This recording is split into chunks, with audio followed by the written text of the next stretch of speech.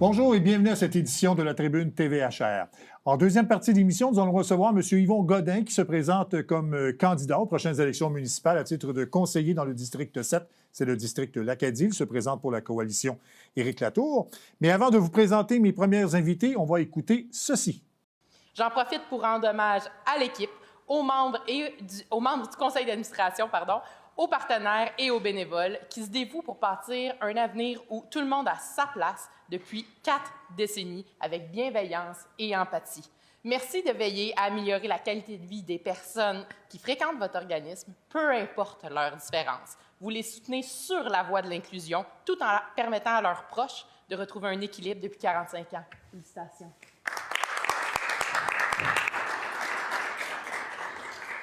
Donc, on vient d'entendre la déclaration, en fait, de la députée Audrey Bogmans concernant les 45 ans de l'association Pause. Donc, ça a été fait à l'Assemblée nationale il y a quelques jours à peine.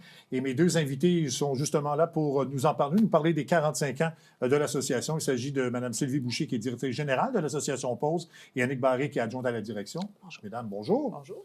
45 ans, c'est pas rien, hein? Non, c'est un bon bout. Oui, hein? Un bon bout de chemin. On a changé 2 fois. C'est le 3e nom. Là. On a commencé comme étant l'Hardi, parce qu'on travaillait plus au niveau de la déficience intellectuelle. Puis au fil du temps, la mission n'a pas changé, mais les membres qu'on a accueillis, les défis ont changé. Bien, justement, parlez-nous de la mission de l'association Pause, justement, pour ceux qui sont peut-être moins familiers avec l'association. Oui, nous, on est là pour accueillir, soutenir les personnes qui ont une déficience intellectuelle et ou un trouble du spectre de l'autisme maintenant. Là, comme je disais, là, il y a 45 ans, c'était beaucoup plus au niveau de la déficience intellectuelle. Maintenant, je vous dirais que c'est pas mal moitié-moitié. Annick me corrigera, peut-être même un petit peu plus de trouble du spectre de l'autisme. Donc, voilà, nous, on est là pour les soutenir. On fait beaucoup de défense collective de droits. On les accueille, on les soutient, on fait de la référence. On fait des activités de loisirs pour les familles. On fait de l'inclusion sociale, essayer de normaliser leur vie en faisant toutes sortes d'activités comme vous et moi, nous faisons. Oui, c'est ça. Est-ce que vous êtes en mesure de me dire à peu près combien de gens vous aidez par année avec l'association, avec les services que vous offrez? Oui, on a au dernier 250 membres. Oui, quand même. Oui. Et justement, donc, on parle de 45 ans, donc j'imagine qu'on va souligner ça d'une façon particulière à l'association. Peut-être que vous êtes en mesure, Mme Barré, de nous parler un peu de ce que vous allez faire là, pour souligner les 45 ans de l'association Pause. En fait, on a décidé de souligner ça tout au long de l'année plutôt que de faire une grosse fête. La première chose qu'on a faite, c'est de donner une gratuité aux parents pour la session d'hiver dans les samedis loisirs. Donc, les parents, évidemment, ils ont apprécié ça beaucoup. Ensuite, à la prochaine session, au printemps, on va faire notre fête du 45e, où est-ce qu'on aura des food trucks, on aura des envolées virtuelles aussi, musique, jeux gonflables, maquillage, etc. Donc, on est actuellement dans la préparation de cette méga fête-là. Ensuite, on a notre épluchette de blé d'Inde aussi, qu'on va souligner ça cet été pour clore notre camp de jour. Puis, à la fête de Noël, on va comme clôturer là, le 45e. Là, et puis, on a fait aussi des hoodies à l'effigie du 45e qui sont en vente, pas juste à nos membres, mais à la population également. Donc, puis, ce qu'on voulait aussi, c'était de faire du bien à nos parents, de leur donner un petit moment de répit parce qu'on le sait, c'est pas facile tous les jours. Il y en a qui sont âgés puis ont quand même leur enfants à la maison qui ont 60 ans, donc le parent a 80. Là. Donc, moi, ce que j'ai fait, dans le fond, c'est que je suis allée chercher des commanditaires pour leur offrir un petit cadeau, un petit moment de répit, un petit temps de pause à prendre pour eux pour se faire du bien. Mon objectif, c'était d'avoir un commanditaire par mois pour faire ça sous forme de tirage. Mais ça a répondu vraiment très bien. Donc, je suis capable d'en faire 3 à 4 par mois au long de l'année. Oui. Si vous me permettez, je vais nommer nos précieux commanditaires qui sont très importants. Donc, on a Beaufré Lulu, la boulangerie chez Nona, Chef Oli, le Cinéma Capitole, la clinique Marie-Derme, Madame Audrey Bogmans, députée d'Iberville, Madame Christine Normandin, députée de Saint-Jean, la Chambre des communes, Épiderme, Salon d'esthétique, Explorer, Montgolfière, l'International de Montgolfière de Saint-Jean-sur-Richelieu, le Colobar, Salon de coiffure, Pasquier, Pharmacie Jean Coutu, Restaurant DD Déjeuner-Dîner, Restaurant Le Dorchester, Restaurant Pacini, Restaurant Vivaldi, l'Aspect du Richelieu, Steve Steakhouse, Sylvie Goyette, coiffeuse, et Thérapie Louise Gay. Bon, j'en profite parce qu'il est dans la liste des commanditaires qu'on recevra d'ailleurs Chef Oli dans 2 ou 3 semaines là, pour nous parler de son cheminement et de son parcours professionnel.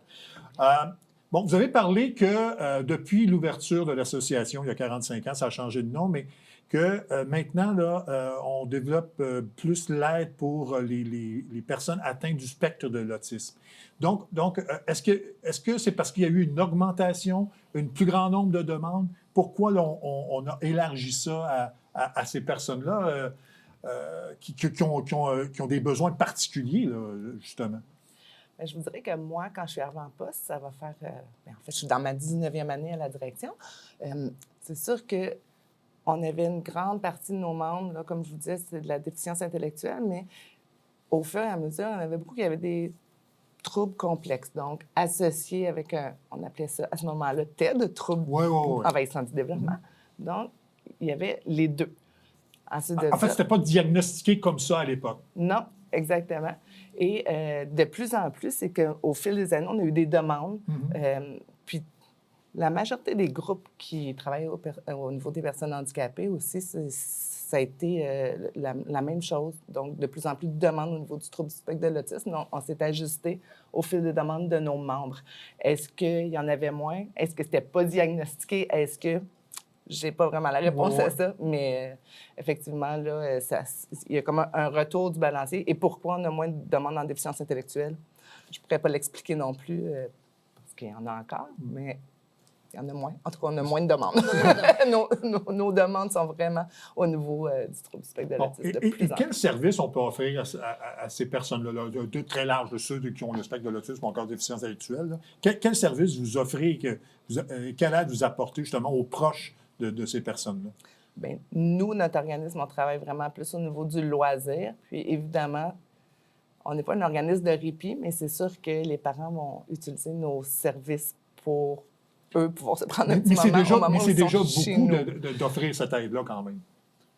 Je pense que oui. C'est sûr qu'on n'a pas de maison de répit, mais tous les petits moments où est-ce que nous, on essaie de normaliser leur vie ou d'accueillir leurs enfants dans un environnement sécuritaire adapté à eux, mais à ce moment-là, ils peuvent en profiter pour justement faire ne serait-ce que leur épicerie ou prendre un moment de repos, tout ça. Donc, c'est sûr qu'à ce niveau-là, puis bien, on travaille sur tous les dossiers. Si on a des demandes d'accompagnement, par exemple, dans une démarche TEVA, là, de la transition école-vie active, si on a des demandes pour accompagner lors d'un plan d'intervention, si on a des demandes parce que ça ne va pas bien avec le transport adapté, Annick pourrait vous en parler beaucoup. Donc, on est là aussi pour accompagner les parents, les référer aux bons endroits, les soutenir. Beaucoup d'écoute aussi parce que ça, c'est une supposition, mais les parents ne viennent pas systématiquement. On a essayé beaucoup de travailler sur le développement de soutien, le développement de services de soutien pour nos parents, comme des cafés-rencontres, comme des activités. Puis les parents ne viennent pas. On en a déduit qui étaient peut-être épuisés, qui ne viennent pas, sauf qu'on fait beaucoup d'écoute quand les gens téléphonent au bureau. C'est Annick qui répond. C'est rare, excepté s'ils appellent pour un solde ou tout ça, mais souvent, ça peut durer 20-30 minutes. C'est à ce moment-là, quand ils viennent payer, mais ils vont prendre le temps de venir s'asseoir. C'est dans tous ces moments-là, quand ils viennent porter leurs enfants. On va être à leur écoute, puis on va prendre le temps de discuter avec eux. Puis c'est là qu'on va aller chercher aussi, moi, ma grande partie, évidemment, c'est la représentation. Donc, je suis souvent en rencontre dans toutes sortes de comités de soutien aux familles, de transport adapté, de démarche transition école-vie active. Bien, c'est là que je vais aller chercher les petits moments là, où est-ce que les parents peuvent me verbaliser ce qu'ils vivent réellement au niveau des services de santé, services sociaux, peu importe les services on va travailler avec. Vous parliez du transport adapté, c'est un problème. En fait, il faut gérer ça. Donc, vous aider parce que c'est pas toujours évident parce que quelqu'un qui a besoin d'aide, mais il faut quand même se déplacer, il faut aider ces gens-là. Donc, ça fait partie de la problématique des parents et de ceux qui sont atteints de de déficience ou du spectre de l'autisme. Oui, on a quoi, une dizaine de familles, à peu près, une quinzaine de familles qui ont un besoin en transport adapté. Puis nous, ben, on essaie de leur offrir des services, sauf que des fois, le transport adapté répond pas, offre pas le service parce que nous, on dit, on offre 2 restaurants la même soir, ben eux, ils disent, ben on peut pas être aux 2 places en même temps, donc ils offrent pas le service. Fait que ça pénalise nos membres. Il y a des membres qui pourraient venir chez nous une demi-journée par semaine, mais le transport adapté ne veut pas venir les chercher. À midi, ils disent, les activités de pause, c'est de 10h à 4h. On ne va pas vous chercher à midi. Donc, ils sont pénalisés. Fait que c'est triste. On essaie de faire des représentations, on essaie de travailler en collaboration, mais c'est pas toujours évident. OK. Donc ça peut priver beaucoup de patients et de parents de services que vous pourriez offrir, mais malheureusement, le transport n'est pas adapté à ces personnes-là, malheureusement. Oui, en fait, on travaille en collaboration depuis plusieurs années. On tente de travailler en collaboration. Ce qui est difficile, c'est qu'on ne peut pas adapter. Comme je vous ai dit tantôt, on a 250 membres, mais on en a une quinzaine présentement, 15-20, qui l'utilisent, le transport adapté. Donc, moi, je ne peux pas faire ma programmation en fonction et pénaliser le reste. Donc, c'est toujours pas évident. Puis, on a chacun nos réalités. Donc, on essaie, mais c'est pas toujours simple. Ouais. Il nous reste 1 minute. Je ne sais pas si vous allez à la recherche de bénévoles ou des gens pour vous aider, mais j'imagine que si des gens veulent s'impliquer auprès de l'association, ils peuvent vous contacter et faire part de leurs désirs, j'imagine? Tout à fait. Ils peuvent nous appeler. Moi, je suis au bureau là, du lundi au jeudi, de 9h à 16h. Donc, puis moi, ça va me faire plaisir là, de répondre à leurs questions. S'il y en a des parents qui ont des besoins, qui aimeraient ça bénéficier de nos services, ils nous appellent également. Je vais leur expliquer la procédure là, pour devenir membre et tout ça. Puis s'il y en a qui veulent également se procurer le hoodie, ben ils nous appellent. Puis il y aura pas... on va faire ça ensemble. Parfait. Bien, merci beaucoup. Bon Ça fait 45e à l'Association Merci. Pause. Je sais que vous faites beaucoup de bien aux gens de la région et on va vous souhaiter longue vie, bien sûr, pour l'association. Bien, merci. beaucoup. Merci, Merci à vous. Merci à vous. On revient après la pause.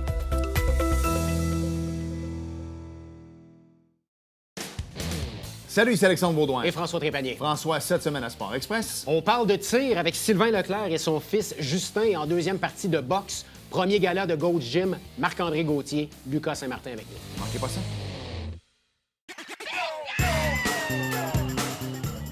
Vous êtes un adepte du bingo? Télébingo vous permet de jouer dans le confort de votre foyer. 4 500 $ en prix à gagner. Et pour ce faire, vous devez vous procurer un livret comme celui-ci au coût de 9,50 $ chez l'un de nos détaillants, dont la liste apparaît sur notre site internet tvhr9.com. Donc, c'est un rendez-vous dimanche matin 9h30. Télébingo. Salut, c'est Alexandre Baudouin. Et François Trépanier. François, cette semaine à Sport Express. On parle de tir avec Sylvain Leclerc et son fils Justin et en deuxième partie de boxe. Premier gala de Gold's Gym, Marc-André Gauthier, Lucas Saint-Martin avec nous. Manquez pas ça.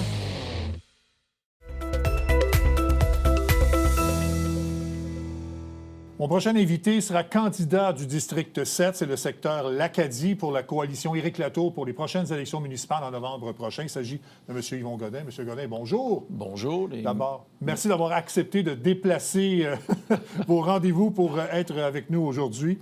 Ça nous fait plaisir de vous recevoir. C'est moi qui vous remercie de m'accueillir. Alors, c'est important aussi que les gens nous voient aussi dans la ville. Oui, exactement. Contrairement à d'autres candidats, vous avez déjà tenté votre chance, je pense, comme conseiller municipal, c'était en 2013. Donc, pourquoi avoir décidé de vous représenter en 2025 et pourquoi avoir choisi la coalition Éric Latour? Bon, écoutez, dans un premier temps, vous savez que moi, je viens d'un petit village qui s'appelle Saint-Philippe, à la Prairie, de la Prairie. Alors, étant jeune, mon père, c'était la politique. Vous vous souvenez sûrement qu'il y avait dans le temps, on disait les rouges et les bleus. Oui, exactement. Alors, mon père nous a comme mis dans l'esprit d'être proactif en politique. Alors, j'ai débuté de bonne heure. Et lorsque j'ai quitté mon petit village natal de Saint-Philippe, je suis venu à Saint-Jean-sur-les-Chalimes installé en 1972. Et j'ai rentré à l'hôpital du Richelieu en 1972. Je me suis impliqué dans le syndicat. Dans le syndicat, c'est une forme de politique. On est là pour entendre ce que les gens nous disent. Ils ont des conventions collectives à appliquer. Et en 2013, oui, j'ai sauté en politique avec M. Claude Bachand. Toute une expérience. Nous étions il y avait, si je me souviens bien, 9 candidats à la mairie. Oui, c'est cette fameuse élection où il y avait... Oui, c'est ça. 9 candidats à la mairie. Il y avait 6 équipes complètes. Nous avions notre équipe complète. Claude est arrivé deuxième. Nous avons bien performé, malgré que nous étions tous des nouveaux. Aucune personne qui avait déjà fait de politique municipale ou provinciale ou fédérale.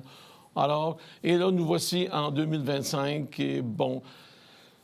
J'ai le goût de donner au suivant. J'ai le goût d'écouter les Joannaises et les Joannais. Il y a des problèmes. Je suis la politique depuis plusieurs années. Je ne vais pas régulièrement aux assemblées, mais je suis quand même la télévision, votre télévision. Je suis à la télé.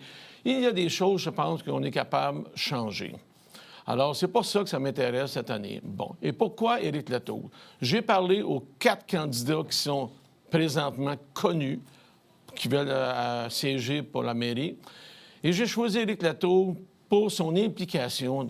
Éric, c'est une personne qui est au courant de tous les dossiers, ou presque tous les dossiers, à Saint-Jean-sur-Richelieu. Vous le connaissez plus que moi.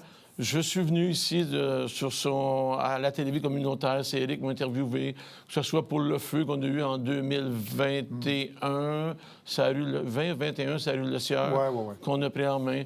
Alors, j'ai choisi Éric Latour et ce que j'aime, c'est sa disponibilité, sa connaissance des dossiers et son équipe qu'il a construit. Il a construit une équipe de vétérans et avec des nouveaux talents. Moi, je suis un nouveau. On a des jeunes, on a des moins jeunes et on a un aîné qui est moi. Et j'ai l'intention de prendre ma place comme aîné et d'écouter les citoyens. Bien, vous dites que vous êtes nouveau, mais en même temps, vous avez quand même vécu une campagne électorale. Donc, cette expérience-là peut servir à des candidats qui en sont à leur première expérience en campagne électorale. Oui, effectivement. Oui, on a vécu l'expérience en 2013. On a travaillé fort. J'ai failli en vivre une deuxième en 2017. Claude est venu me voir. J'ai dit à Claude, écoute, non, je passe mon tour. Et depuis ce temps-là, oui, je suis ça. On a des candidats qui sont formidables. On a des jeunes qui ont du pouvoir, du leadership. Et Dieu sait que s'il y en a un qui a du leadership, à nous autres, c'est bien Éric. Alors, Éric, on l'appelle, il est toujours disponible. Vous savez, on n'est pas au courant de tous les dossiers. Même si on n'est pas au pouvoir, on a quand même des gens qui nous appellent pour s'interroger. Parce que là, ils nous ont vu. Moi, j'ai passé dans le Canada français. Il y a des gens qui m'ont déjà appelé pour certaines affaires. Donc, on n'a pas de contrôle. Je les informe d'appeler leur conseiller ou leur conseillère. C'est eux autres qui sont là dans un premier temps. Et de le faire respectueusement, surtout respectueusement. C'est pas en criant après les gens qu'on va avancer. Il faut se parler respectueusement, tout le monde, mutuellement. Bon. Je dois indiquer au public que le district 7, c'est mon district. Je suis un gars de l'Acadie. J'ai toujours demeuré à l'Acadie à part 3 ans de ma vie. Donc, les dossiers m'intéressent peut-être un peu plus. En tout cas, j'ai plus d'intérêt sur certains dossiers, donc, étant donné que c'est mon district. On va commencer d'abord, et ça, c'est un enjeu parce qu'il y a une pétition qui a été déposée à l'Hôtel de Ville. C'est la circulation sur le chemin des Vieux-Moulins, là, entre l'école Napoléon-Bourassa et la route 219 pour aller à Napierville. C'est un enjeu, et je pense que vous voulez vous y attaquer là, de cet enjeu de circulation dans ce secteur-là. Bon. Comme oui, il y a une personne qui a déjà déposé une pétition, c'était fait à la Ville, mais moi, j'avais pris des renseignements avec certaines personnes. Effectivement, il y a un enjeu, là, et il faut que ça cesse. Cette route-là, les Vieux-Moulins, c'est une route secondaire. Une rue secondaire, on peut dire, il n'y a pas d'affaire avec le camion, là. Ce qu'ils font, bien souvent, la 219, vous savez comme moi, les gens viennent de 219 le matin de bonne heure, ce qu'on appelle, ils prennent un raccourci, un shortcut, ils passent là, mais souvent, c'est des camions. Ils ont des freins Jacob pour dire plutôt les que de freins prendre moteurs. Le chemin du clocher pour ensuite... Exactement. Alors, oui, il y a une pétition qui a été déposée. Dans mon porte-à-porte, je vais m'attaquer justement. Je vais prendre le pouls des gens et je peux vous dire une chose, ça ne sera pas là pour mettre le dossier sur la table. Il doit y avoir une surveillance policière.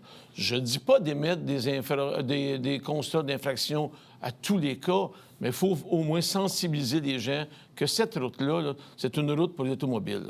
Il y a la vitesse aussi, un peu, sur cette route-là. D'autres enjeux, des prix. Et alors, là aussi, là, vous savez comme moi qu'on arrive du clocher, on tourne du pré, et là, ça roule vite. Je le prends, moi, régulièrement, moi aussi, puis quand je vais à la Prairie, on va à Brossard, Montréal, c'est par là qu'on passe. Beaucoup de trafic. La limite de vitesse n'est pas respectée et ça devient dangereux lorsqu'il y a des enfants sur le bord de la route pour aller En fait, l'autobus il y a scolaire. de plus en plus de circulation là, dans ce qu'on appelle le village de l'Acadie, là, parce que c'est ça, le vieux moulin aussi, le problème, c'est qu'il y a l'école Napoléon Bourassa, donc ça peut être dangereux à cause de la présence des enfants.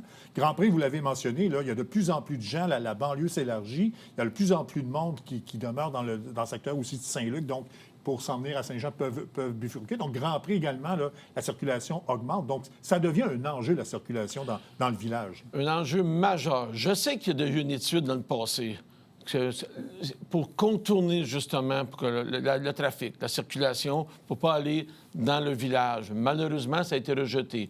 Écoutez, je ne sais pas tout en détail ce qui s'est passé, mais je vais quand même, si jamais je suis élu, je vais quand même aller fouiller un peu ce dossier-là. Est-ce qu'on peut revenir avec ce dossier-là? C'est-tu faisable? C'est-tu pensable?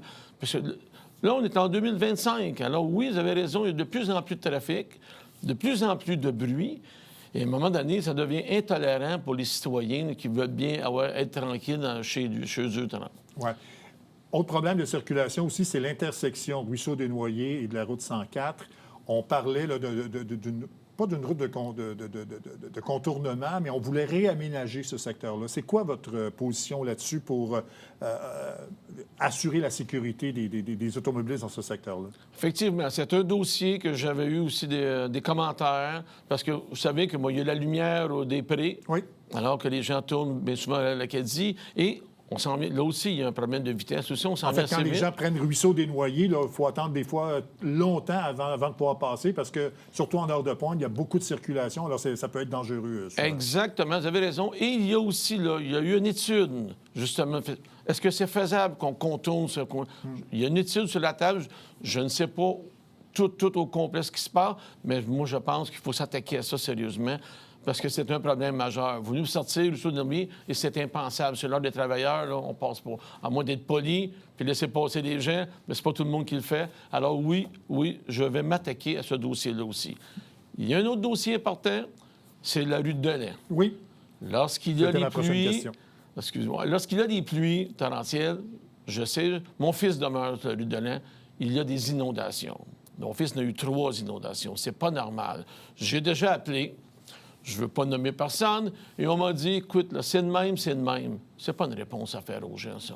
Il y a des choses qu'on doit faire. Est-ce qu'on doit installer une pompe? Je sais qu'il y a eu des travaux cet hiver. Là. Ils ont travaillé une semaine à la station de pompage, je pense, qui est là. Bon.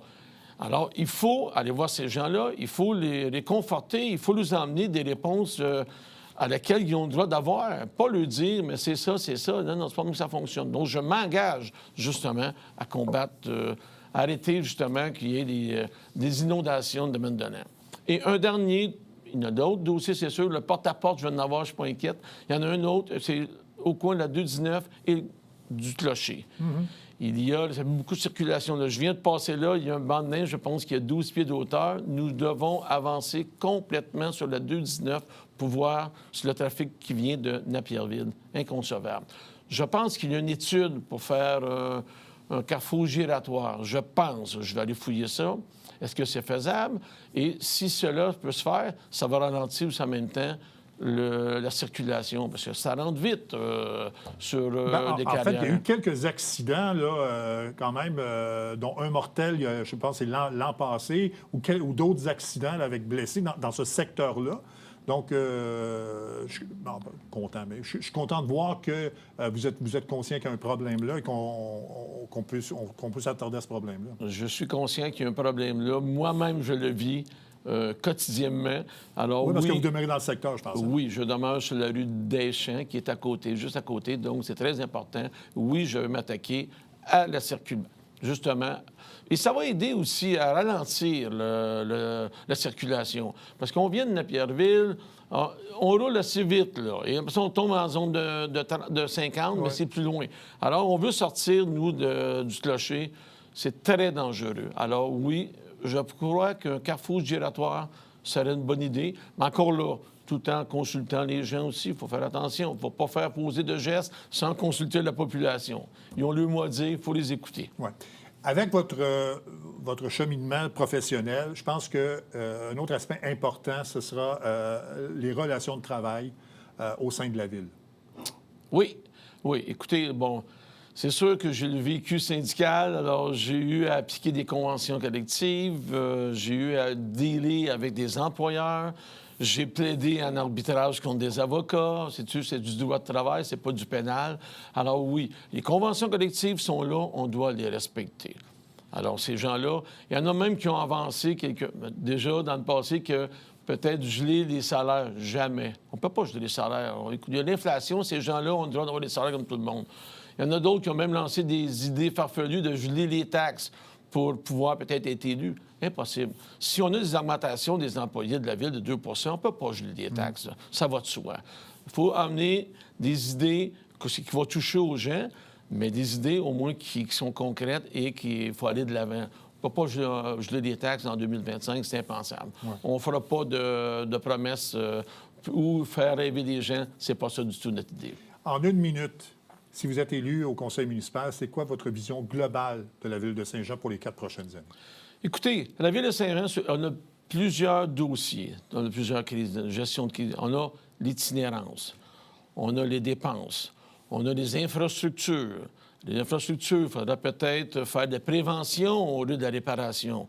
On a plein de choses qu'on doit travailler. Alors, on a les logements, la crise du logement, on a les salaires, on a les salaires de nos élus, je parle. Je ne parle pas des salaires des employés, les salaires des élus. Alors, tous ensemble, il va falloir aller voir, est-ce qu'on peut récupérer un peu de somme pour donner un peu de souffle aux citoyens? Parce que directement, ça vient de leurs taxes à eux autres. C'est eux qui payent toutes ces choses-là. Donc, ça va être ça. Parce que je dois aussi faire le porte-à-porte et écouter les citoyens. Je vais les écouter. Les emmener. Si jamais ils ont une question à savoir, est-ce que... Vous savez, ce qu'on entend dire régulièrement, c'est ainsi, c'est qu'à l'urbanisme, je n'ai rien contre l'urbanisme, ça en prend dans une ville. Les gens vont à l'urbanisme pour tel projet. On se fait dire, mais écoutez, vous devriez... Je ne suis pas certain que ça passe. Il faut demander une dérogation mineure, mais ça ne passera pas. Ce n'est pas une réponse à faire aux gens. Alors, j'invite les gens à m'appeler si jamais ça arrive. Je vais laisser mon numéro de téléphone. Je ne ferai pas du 8 à 4. Je vais travailler pour aider les citoyens, les payeurs de taxes. M. Godin, merci beaucoup. Je vous souhaite bonne chance pour l'élection qui s'en vient. On aura sans doute l'occasion de se reparler, bien sûr. Merci beaucoup. C'est bien apprécié. Bonne journée. Voilà donc pour cette édition de la Tribune TVHR. J'espère que ça vous a plu. À la prochaine, mesdames, messieurs. Au revoir.